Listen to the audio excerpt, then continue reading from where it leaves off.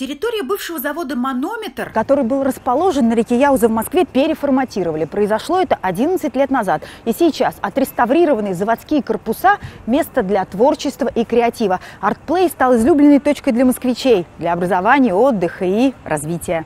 Что тут и с чем, что называется, едят и творят, показали сегодня Рустаму Минниханову. Президент Татарстана традиционно в свой рабочий приезд в Москву осматривает самые интересные и популярные у москвичей места. Начали с университета креативных индустрий, разместившегося на территории Артплея. Здесь же школа дизайна, архитектуры, обучение телевизионному мастерству и многое другое. Это мусоросжигающий завод, а это одна из башни, которая на данный момент просто стоит в Москве. Это раньше была башня телекоммуникационная до еще высших сотовой связи. Обучаться в университете по разным программам и дисциплинам приглашает молодежь Татарстана. Правда, уточняя, возрастных ограничений нет.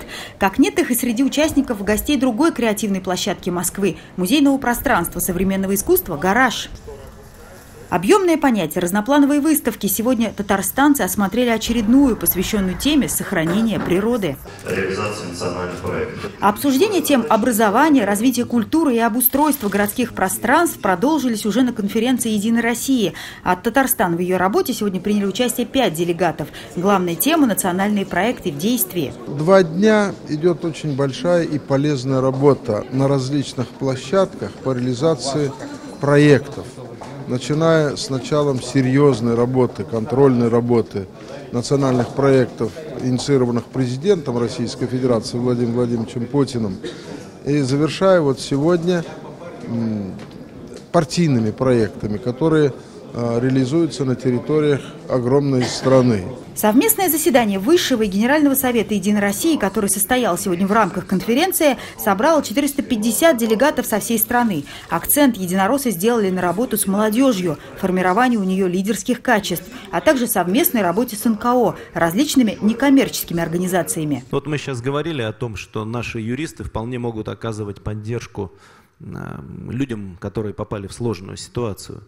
Но вот таким социально ориентированным НКО мы, я думаю, тоже могли бы оказывать юридическую помощь и в ряде случаев даже и какие-то бухгалтерские консультации, имея в виду, что их услугами пользуется большое количество людей. И они, скажем по-честному, с большим достоинством выполняют свою социальную миссию, выполняют так, как многим государственным структурам даже и не снилось. То есть просто этому стоит поучиться. Учиться, к слову, готовы. Единороссы намерены возродить высшую партийную школу. Об этом также речь шла на конференции. Как и о том, как поддержать острые и критичные журналистские расследования. 8 сентября в Татарстане пройдут выборы в Государственный совет республики. Единороссы готовятся к предстоящему событию и, как подчеркнул в интервью Фарид Мухаммедшин, надеются, что избиратели отдадут свои голоса за тех, в кого верят. Дина Газалиева, Матвей Шинкаренко, Александр Ярошов, Марат Закиров, ТНВ, Москва.